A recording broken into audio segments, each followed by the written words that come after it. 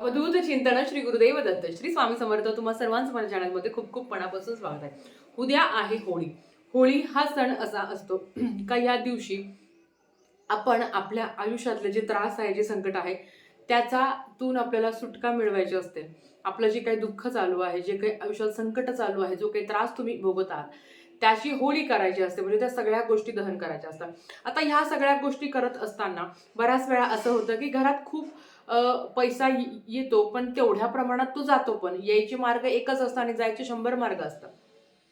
त्याच्याबरोबर आर्थिक आपण खूप कष्ट करतो, प्रामाणिकपणे कष्ट करत असतो, पण त्या कष्टाला यश नाही मिळत.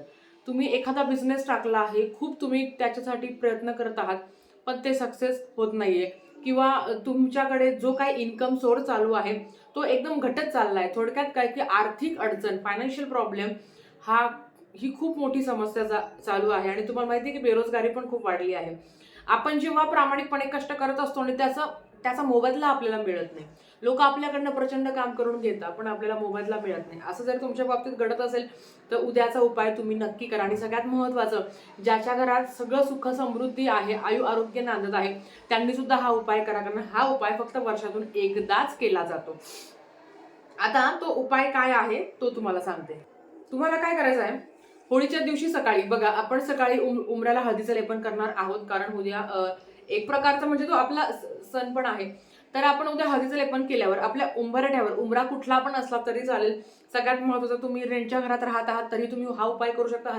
हरकत नाही. उपाय नीट ऐका. तुम्हाला काय करायचं आहे, एक दिवा लावायचा आहे. पण दिवा कसा लावायचा ते पण तुम्हाला सांगते. कणकेचा दिवा घेतला तर अतिशय उत्तम. ज्यांना कणकेचा दिवा करणं शक्य होत नाही त्यांनी साधी पणती घेतली तरी हरकत नाही. आता आपण जेव्हा उंबऱ्याला हळदीचं लेपन करतो तर ते लेपन केल्यावर आपल्या उंबरठ्यावर आपल्याला गुलाल टाकायचा. गुलाल असतो ना, गुलाल माहिती आहे, तो आपल्या उंबरठ्यावर असा स्प्रेड करायचा. लेपन वगैरे काही करायचं नाही. हळदीचं लेपन म्हणजे हळदीने उंबरा स्वच्छ केल्यावर त्याच्यावर गुलाल टाकायचा, फक्त टाकायचा. बाकी त्याचं काही लेपन वगैरे काही करायचं नाही. तो गुलाल, हा, तर तो गुलाल टाकल्यावर आपल्या दरवाजाच्या मुख्य मुख्य दरवाजावर तुम्हाला माझी डावी बाजू, म्हणजे मी घरातून बाहेर पडते माझी डावी बाजू, आणि मी घरात प्रवेश करते तर माझी उजवी बाजू, समजलं असेल. मी घराच्या बाहेर पडणार तर माझी डावी बाजू आणि घरात प्रवेश करणार तर माझी उजवी बाजू. ह्या ठिकाणी तुम्हाला दिवा लावायचा आहे. उंबऱ्याच्या बाहेर, उंबऱ्याच्या आत नाही, उंबऱ्याच्या बाहेर तुम्हाला दिवा लावायचा आहे. दिवा कसा लावायचा ते तुम्हाला सांगते. तुम्ही पणती पणती घेतली तरी चालेल, किंवा जो आपण कणकेचा दिवा आहे तो घेतला तरी चालेल. त्या द्विमुखी दिवा, द्विमुखी म्हणजे काय की दोन दिशेने दिवा पेटला पाहिजे. थोडक्यात काय, एक वात करायची, पूर्ण चांगली मोठी अशी वात करायची. दोन वाती मिळून एक वात करायची. आणि दोन दोन ठिकाणी द्विमुखी दिवा म्हणजे काय तुम्हाला माहिती असेल. आपण जेव्हा एक सरळ वात करतो ना, अशी वात केल्यानंतर ती मोठी वात करायची आणि एका साईडने दिवा लावायचा, आणि त्याचा जो बॅक साईड आहे त्या बॅक साईडने पण दिवा लावायचा, म्हणजे तो द्विमुखी दिवा होतो.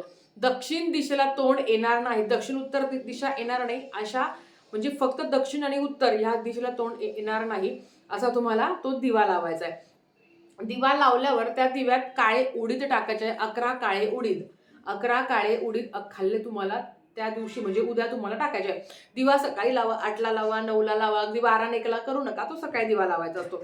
आता हे सगळं झाल्यावर भरपूर तेल टाका की जेणेकरून तो दिवा विझला जाणार नाही. पण जर यदा कदाचित हवा पण तेवढी आहे, जेवढं ऊन आहे तेवढी हवा पण चालू आहे, जर हवेने विझलाच तर तुम्ही परत पेटवू शकता.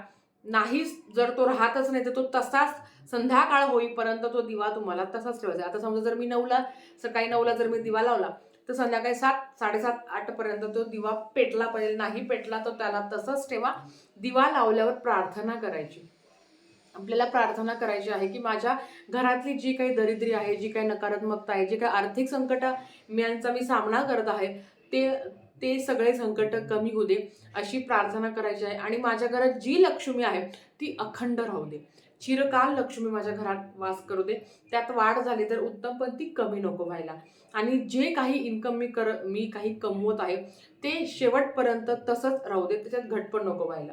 कारण तुम्ही बघत असाल काही काही लोकांची पगार खूप कमी असता हो, पण एवढं खाऊन पिऊन सुखात असताना. आणि आपलं तर एवढं असतं की खूप कमवतो पण मंथ एंडला खूप प्रॉब्लेम होतोय. बऱ्याच घरात असं घडत असते. म्हणून हा उपाय तुम्हाला आवर्जून करायचा आहे. आता जो दिवा तुम्ही पेटवला आहे, जी पणती तुम्ही पेटवली आहे, ती जे काही त्याच्यातले काळे तीळ असणार आहे, थोडं तेल असणार आहे, थोडा दिवाची वात असणार आहे आणि तो दिवा सगळं उचलायचं आणि त्या होळीच्या अग्नीमध्ये दहन करायचं. बस एवढंच तुम्हाला करायचं आहे. मागच्या वर्षी पण हा बऱ्याच महिलांनी उपाय केला होता. ह्या वर्षी पण करा, कारण असा दिवा लावायला वर्षातून एकदाच चान्स मिळतो, जो तुम्हाला होळीच्या दिवशी करायचा असतो. आता होळीच्या दिवशी होळी पेटल्यावर तो तुम्हाला होळीच्या अग्नीत टाकायचं आहे आणि ते सांगायचं की माझ्या घरातल्या अलक्ष्मीचा नाश होते, माझ्या घरातली आर्थिक संपत म्हणजे आर्थिक जी परिस्थिती आहे ती चांगली उदे, अखंड लक्ष्मी माझ्या घरात नांदू दे, हीच तुम्हाला प्रार्थना करायची आहे. जो व्यक्ती प्रामाणिकपणे कष्ट करत असतो, आणि खरं सांगू का, ज्या घरात भले देवाची सेवा कमी केली जाते पण ज्या घरात स्त्रियांचा आदर केला जातो, नवरा आपल्या बायकोला किंमत देत असतो, तुम्हाला माहिती असेल नवऱ्याचं शुक्र बलवान व्हायचं कारण फक्त बायको असते. ज्या घरातली लक्ष्मी खळखळून हसत असते, ती स्वतःही आनंदी असते आणि घरातलेही तिला, तिचा आनंद म्हणजे काय, तिला दर महिन्याला साडी घेऊन देणं हे करून देणं नाही, पण ती स्वतःहूनही आनंदी पाहिजे आणि घरात तिला मान सन्मान रिस्पेक्ट मिळाला, तिला ती नेहमी खुश असली तर त्या नवऱ्याचा शुक्र बलवान होतो. आणि तो बलवान झाला तर पैसाच पैसा आणि संपत्ती संपत्ती. म्हणून तुमच्या घरातली लक्ष्मी, तुमच्या घरातली मुलगी, तुमच्या घरातली आई बहीण जोपर्यंत सुखी आनंदी असते ना, तोपर्यंत घराला कधीही बाधा येत नाही, कधीही अलक्ष्मी त्या घरात नांदत नाही. पण बायकोला शिवी देणं, बायकोला असं वाईट साईड बोलणं, तर आहे ना, अशा वेळेस शुक्र इतका कमकुवत होऊन जातो आणि त्या घरात माता लक्ष्मी कधीही वास करत नाही, कितीही सेवा करा तरी सुद्धा. तर आजच्यासाठी फक्त इतकंच. झालेली सेवा महाराजांच्या चरणी मी रुजू करते आणि आजचा व्हिडिओ इथेच थांबवते. आवडला असेल तर लाईक, शेअर, सबस्क्राईब करा. भेटूया परत अशाच एका नवीन व्हिडिओसोबत. श्री स्वामी समर्थ.